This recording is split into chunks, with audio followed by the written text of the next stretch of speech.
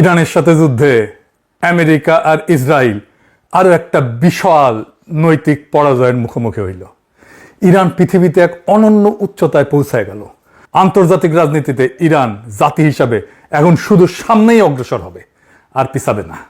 আলহামদুলিল্লাহ, এই লড়াইয়ের নেতৃত্ব যিনি দিলেন তিনি যুদ্ধ শুরুর প্রথম প্রহরেই শহীদ হয়েছেন, আয়াতুল্লাহ আলী খামেনি, তার পরিবারের কয়েকজন সদস্য সহ।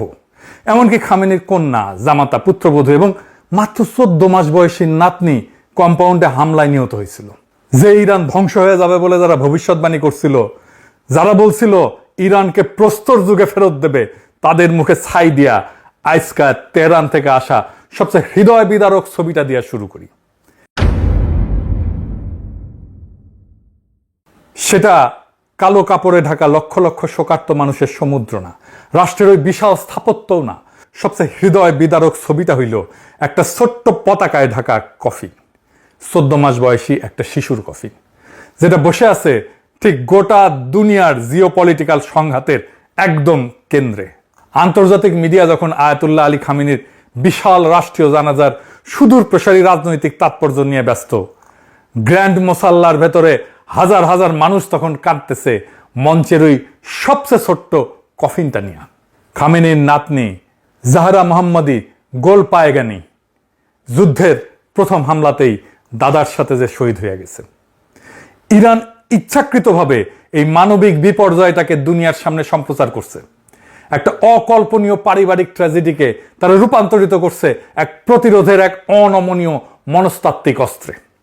একটা নীরব পারিবারিক দাফনকে বানায় ফেলছে পশ্চিমের বিরুদ্ধে চিরস্থায়ী অবাধ্যতার প্রতীকে। আর ঠিক এই জায়গাতেই পৃথিবীর প্রতি ইরানের আসল রাজনৈতিক বার্তাটা লুকানো আছে। বেশিরভাগ সময় সবচেয়ে ভয়ঙ্কর রাজনৈতিক বার্তা কোনো কূটনৈতিক চিঠিতে লেখা থাকে না। ইরানের পৃথিবীর প্রতি সবচেয়ে ভয়ঙ্কর বার্তাটা কি? সেটা হইল ঠিক আমেরিকার স্বাধীনতার 250তম বার্ষিকীর দিনটাকেই বেছে নেওয়া হইল ওই কাছে ঘেরা কফিন দুনিয়ার সামনে মেলে ধরার জন্য। ওয়াশিংটন যখন 4 জুলাই আতশবাদী ফোটাইতেছে তাদের স্বাধীনতার 250তম বার্ষিকী উদযাপনের জন্য, সেই একই দিনে তেহরানের মোসাল্লায় লক্ষ লক্ষ মানুষ বুক চাপড়ায় কাঁদতেছে কাছে ঘেরা এক কফিনকে ঘিরা, যেখানে সুপ্রিম লিডারের সাথে শুয়ে আছে প্রথম হামলায় নিহত পরিবারের আরো 4 জন। ইরান আমেরিকার এই উদযাপনকে মিথ্যা প্রমাণ করে দিল কয়েকটা কফিন দিয়া। ইরান এখানে আর একটা বড় খেলা খেলছে। কি খেলা? এই অবিশ্বাস্য জনসমুদ্র, এই কান্নার ওই পারে আসল খেলাটা কি? ইরান এই 5 শহর জুড়ে বিশাল জানাজা মিছিলটাকে বানায় ফেলছে এক মনস্তাত্ত্বিক যুদ্ধের একটা মাস্টার ক্লাসে। শোকের এই গোটা রাষ্ট্রীয় স্পেকটাকেলটাকে তারা পর্দার আড়ালের শান্তি আলোচনায় একটা শক্তিশালী অস্ত্র হিসেবে ব্যবহার করছে। ইরান শান্তি আলোচনায় কি কি আদায় করতে চাইতেছে এখন? হরমুজ প্রণালী, যেই প্রণালী দিয়ে একসময় দুনিয়ার 1/5 তেল গ্যাস যাইত, তার উপরে নিজেদের নিয়ন্ত্রণ নিরঙ্কুশ কইরা ইরান যুদ্ধের একটা স্থায়ী সমাপ্তি আদায় করতে চাইতেছে।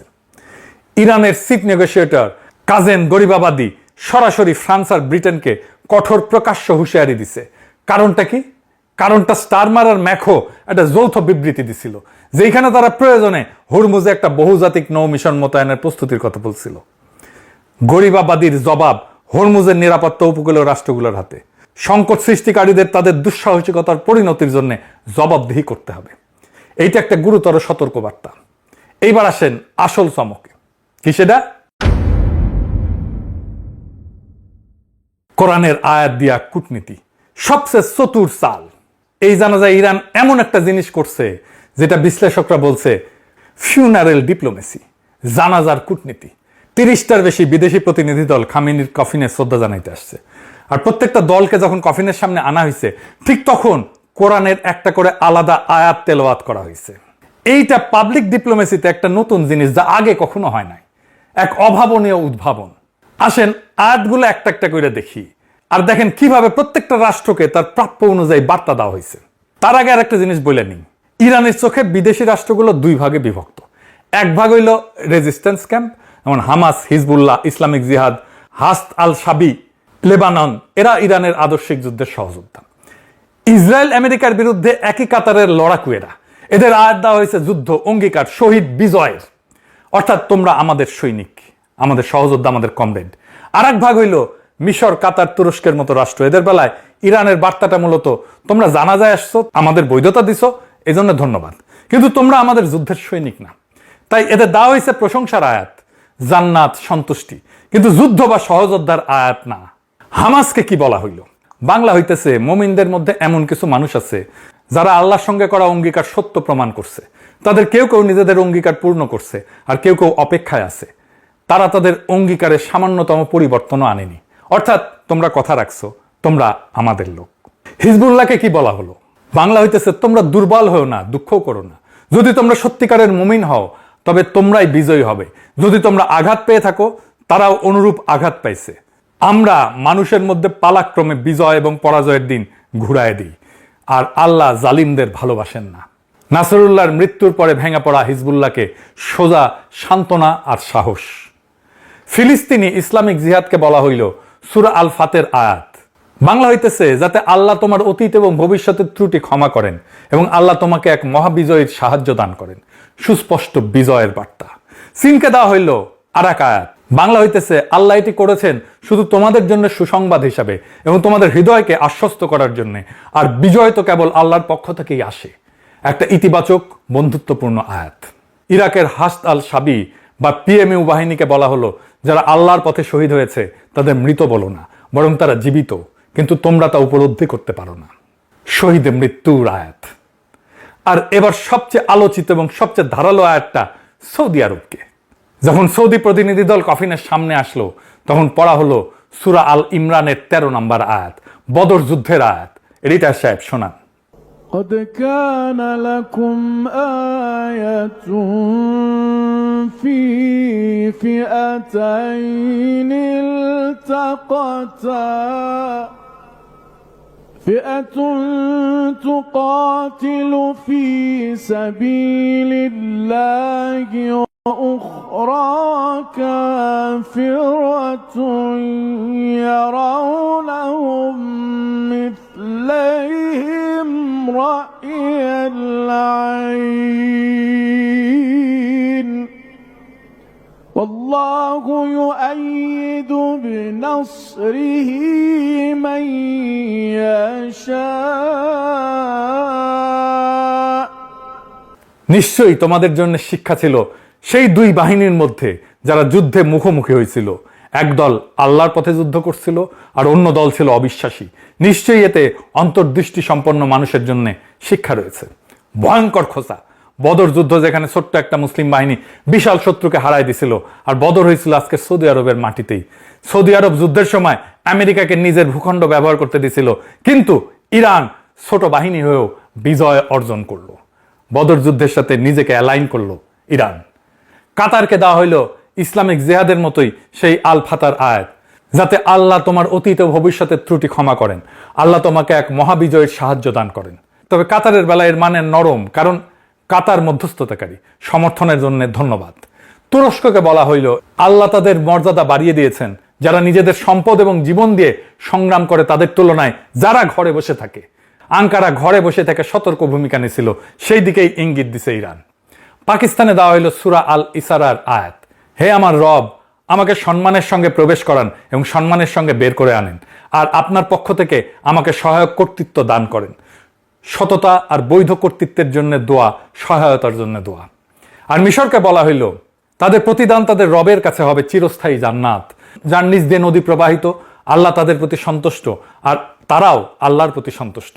খেয়াল করেন, হামাস হিজবুল্লাহকে যেমন যুদ্ধ আর সহযোদ্ধার আয়াত দেওয়া হইল, মিশরকে সেটা দেওয়া হইল না। বার্তাটা পরিষ্কার, তুমি আসছো ধন্যবাদ, তুমি বন্ধু, কিন্তু তুমি আমাদের যুদ্ধের সৈনিক না। দেখলেন তো, একটাও শব্দ আনুষ্ঠানিক বিবৃতিতে বলা হয়নি, অথচ পুরো একটা কূটনৈতিক বার্তা। কে বন্ধু, কে সন্দেহভাজন, কে বেঈমান, সব বলে দেওয়া হইল শুধু কোরআনের আয়াত দিয়া। এটা সাইকোলজিক্যাল ওয়ারফেয়ারের মাস্টার ক্লাস। আর কি হইল? নতুন নেতৃত্বের অভিষেক। এই জানাজা সপ্তাহ ইরানের জন্য শুধু একটা শোক না, এটা একটা বার্তা। নেতাকে শহীদ করা যায়, কিন্তু নেতৃত্বের ধারা থামানো যায় না। খামেনিকে শহীদ করার এক সপ্তাহের মধ্যে 8ই March assembly of experts Ayatollah Mustafa খামেনিকে নতুন সুপ্রিম লিডার নিযুক্ত করে। শত্রুপক্ষ ভাবছিল মাথা কেটে ফেললে গোটা শরীর ভেঙে পড়বে, বিশৃঙ্খলা নামবে, ব্যবস্থা ধসে যাবে, কিন্তু হইল তার উল্টা। উত্তরাধিকারে তো মসৃণভাবে হাত বদল হইল যে বাইরের কেউ টেরি পাইল না। আর মোস্তফা এই জানাজায় উপস্থিত ছিলেন না। এই অনুপস্থিতিটাই এখানে শক্তির লক্ষণ। কিরকম? নতুন সর্বোচ্চ নেতা প্রকাশ্যে আসতেছেন না, নিরাপত্তা চাদরের আড়ালে থাকতেছেন, কারণ ইরান আর কোনো ভুল করবে না, শত্রুকে আর একটা টার্গেট দেবে না। এটা দুর্বলতা না, এটা শেখা কৌশল। যে জাতি প্রথম হামলায় তার নেতাকে হারাইছে, সে জাতি এখন প্রত্যেকটা পদক্ষেপ হিসাব করে ফেলতেছে। আর এই জানাজার আসল শক্তি ব্যক্তিতে না, জনতায়। লক্ষ লক্ষ মানুষ, কোটি কোটি মানুষ যখন রাস্তায় নামে, 100-র বেশি দেশ যখন প্রতিনিধি পাঠায়, তখন সেটা প্রমাণ করে আমেরিকা ইসরায়েল যত ইরানকে এক ঘরে করতে চাক, ইরান এক ঘরে হয়নি। শোককে এখানে বদলে দেওয়া হয়েছে ঐক্যের এক বিশাল প্রদর্শনীতে। এটাই বিপ্লবের ধারাবাহিকতা। একজন নেতা মাটির নিচে যান, আর একজন উঠে দাঁড়ান, আর জনতা পেছনে অটল থাকে। এইবার আসি আমাদের নিজেদের কথায়। ইরানের এই বিজয়, যেটা আর একটা মহাকাব্য, এটা দূরের কোনো খবর না। এটা আমাদের জন্য একটা শিক্ষা। প্রথম শিক্ষা কি? প্রতীকী অস্ত্র। ইরান একটা কফিন, কয়েকটা আয়াত আর একটা তারিখ দিয়া গোটা দুনিয়াকে বার্তা দিয়ে দিল। একটাও গুলি না ছুঁয়া, একটা আনুষ্ঠানিক বিবৃতি ছাড়া। রাষ্ট্র চলে বন্দুকে যতটা, তার চেয়ে বেশি চলে গল্পে, ন্যারেটিভে। অথচ আমরা নিজেদের ন্যারেটিভটা, নিজেদের গল্পটা ঠিকমতো বলতে শিখিনি। আমরা জুলাইয়ের গল্পই বলতে শিখি নাই ঠিকমতো দুনিয়াকে। ইরান শোককেও কূটনীতিতে রূপান্তরিত করে ফেললো, আর আমরা নিজেদের বিজয়ের গল্প অন্যকে লিখতে দিয়ে দিই বা নিজেরা বলি না। দ্বিতীয় শিক্ষা কি? ভৌগোলিক ক্ষমতা যদি খেলতে জানো। ইরানের হাতে হুরমুজ আছে, কিন্তু আসল কথা এই না যে হুরমুজ আছে। আসল কথা, ইরান জানে হুরমুজকে কিভাবে ক্যাশ করতে হয়, এনক্যাশ করতে হয়। ভূগোল সবার হাতেই থাকে, লিভারেজে রূপান্তর করতে জানে গুটি কয়েক রাষ্ট্র। আমাদের হাতে বঙ্গোপসাগর আছে, ইন্দো প্যাসিফিকের হৃৎপিণ্ড, যার উপর দিয়ে ইন্ডিয়া, চীন, আমেরিকা, 3 পরাশক্তি চোখ গেড়ে বসে আছে। আর আমাদের ঘাড়ের ঠিক উপরে ঝুলতেছে শিলিগুড়ি করিডোর, সেই চিকেন নেক। দিল্লি এই চিকেন নেক নিয়ে রাতে ঘুমাইতে পারে না, আর আমরা এই কাঠটা হাতে নিয়ে বছরের বছর ঘুমাই আছি। আমরাই ঘুমাই আছি। ইন্ডিয়ার সাথে টেবিলে বসার সময় মেরুদণ্ড সোজা রাখতে পারতাম। তারা জানতো আমরা তার পথের মারায় যাওয়া গালিচা না, আমরাও একটা ফ্যাক্টর, আমাদেরকে গুনতে হবে। আমাদের হাতে চিকেন নেক আছে। আর আরেকটা জায়গায় ইরানের সবচেয়ে বড় শিক্ষা আছে। সেটা কি? স্বল্প বাজেটেও বড় শক্তিকে ভয় দেখানো যায়। ইরান দামি যুদ্ধ বিমান, রণতরী এর পিছনে ছোটেনি।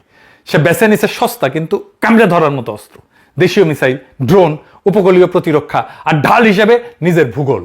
প্রমাণ করছে একটা দুর্বল অর্থনীতি যদি বুদ্ধি করে খেলে, পরাশক্তিকে নাস্তানাবুদ করে দেওয়া যায়। ফ্যাসিবাদ উত্তর নতুন বাংলাদেশের জন্য এর মানে পরিষ্কার। একটা কার্যকর সামরিক ডেটারেন্ট আমাদের স্বল্প বাজেটেই সম্ভব। শুধু সঠিক জায়গায় বিনিয়োগ করতে হবে। উদ্দেশ্য যুদ্ধ বাঁধানো না, উদ্দেশ্য এইটুকু, বাংলাদেশকে হালকাভাবে নেওয়ার আগে যে কেউ যেন 2 বার ভাবে। আমাদের সামরিক ডক্ট্রিন আগা 5 তলা বদলায় ফেলতে হবে, যেন আমরা ইরানের মতো কার্যকর ডিটারেন্স গড়ে তুলতে পারি। ফ্যাসিবাদের ছাই থেকে জেগে ওঠাই নতুন বাংলাদেশ যদি নিজের ভূগোল নিয়ে অন্ধ থাকে, কৌশল নিয়ে অন্ধ থাকে, শুধু বড় শক্তির করুণার উপরে নির্ভরশীল থেকে যায়, তাহলে স্বাধীনতাটা থাইকে যাবে শুধু কাগজে, আর আমরা আজাদ হব না। আর যদি আমরা চোখ খুলি, নিজের ভূগোল চিনি, নিজের শক্তি চিনি, তাহলে এই সাগর, এই ভূগোল, এই মাটি একদিন আমাদের দর কষাকষির শক্তি হবে, নেগোসিয়েশনের শক্তি হবে। ইরানকে দেখা জেগে ওঠার সময় আমাদের এখনই। ইনকিলাব জিন্দাবাদ, আজাদি জিন্দাবাদ।